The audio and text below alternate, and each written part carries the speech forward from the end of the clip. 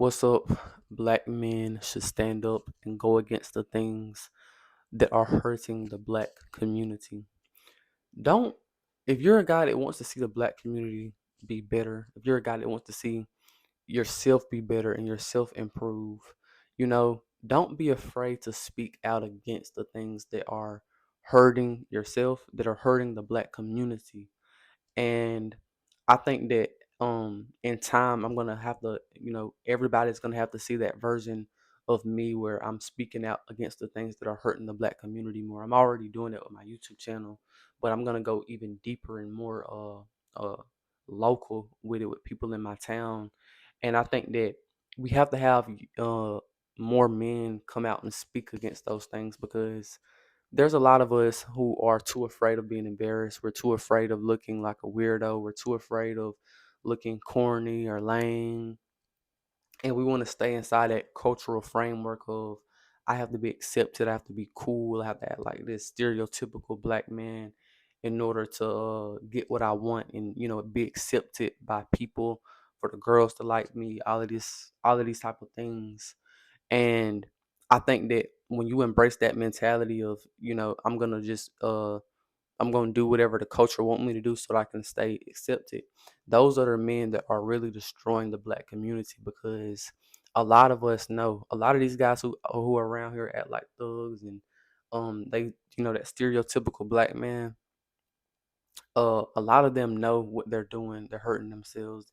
A lot of them know that they should be doing better for themselves. They shouldn't be thinking the way they think and acting the way they act, but they don't do that. Why? Because it's not cool if they go out and actually do something that's positive for themselves. If they that's positive for themselves, it's not cool if they go out and speak against the things that are actually hurting us. And I think that I'm a guy who's gonna go out there and speak against things like us glorifying being criminals, us glorifying being promiscuous and creating dysfunctional families. I'm a guy that's gonna go out there and speak against those things because I can see that we don't understand that we have to look at the future of things. Look at the future. If we keep having a culture that is self-destructive and nobody's going to speak out against it, nobody's going to attempt or try to change this, how bad will it really get for us, And I think that the more we embrace a self-destructive culture of promiscuity, being a criminal, uh, uh, being a gangster, all these type of things, the more we embrace that as a community, the more we're going to see our community go down. We're going to have less money. We're going to have less families that are together. We're going to have more people who are dysfunctional mentally, who have problems with their identity, men and women. And it's really just going to play the community, and it's going to do it until the community is really destroyed, right? And I think that the enemy wants that. They don't want us to have a prosperous culture. And the thing is, we don't that doesn't mean it has to be based around God. It can be based just around us doing better for ourselves and caring for ourselves, right? And the community that I'm trying to make, the movement that I'm trying to put into action in real life is us coming together based on self-improvement, based on us loving ourselves as black people, as black men, and us educating ourselves on black history. So I think that those are the important things we have to focus on, and we have to speak out against the things that are hurting us and embrace a culture that's actually prosperous, where we work out, we eat good. We come together on these things when we're talking about eating healthier, black history, sexual energy, having affirming relationships, being an entrepreneur, learning about money, becoming more financially literate. These are the things we have to focus on in our culture, to have a prosperous culture.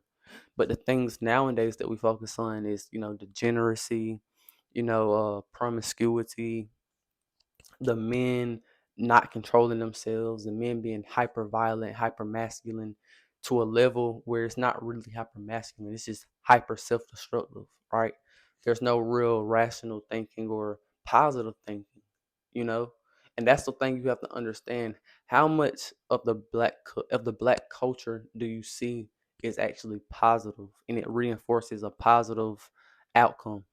You don't really see that. It only reinforces negative stuff, right? So we have to change that. And the more men we have that are like minded and come together and speak out against these things, and we organize to go against these things, we condemn these things, and then we show our culture, our way of life of, working out, eating healthier, learning about Black history, building affirming relationships, learning about sexual energy and controlling ourselves in that way, learning about entrepreneurship, creating our own businesses, educating ourselves, and becoming more financially literate. That's the culture type of things we need to focus on, and we need to come together on those things.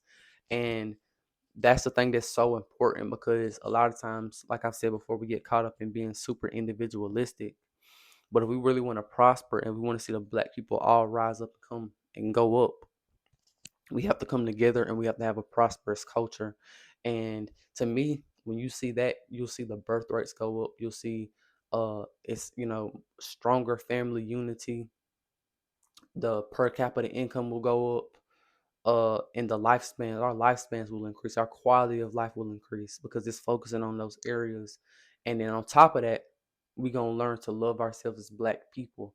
We won't live by a European beauty standard. We're gonna live by an African American beauty standard. You get what I'm saying? We're gonna live by Black people having their own beauty standard. We're not gonna consider, you know what I'm saying, a white person more beautiful or more X, Y, and Z than a Black person. We're going to learn to love ourselves and place that as the standard of beauty, the standard of, life.